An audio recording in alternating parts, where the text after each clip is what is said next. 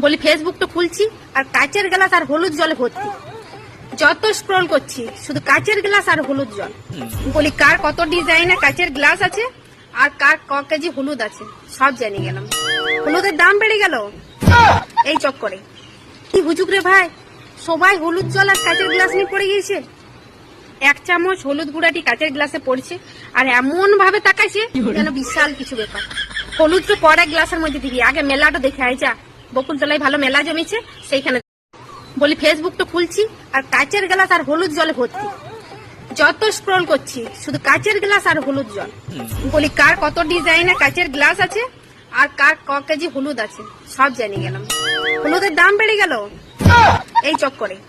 কি হুজুক রে ভাই, সবাই হলুদ জল আর কাচের গ্লাস নিয়ে পড়ে গিয়েছে।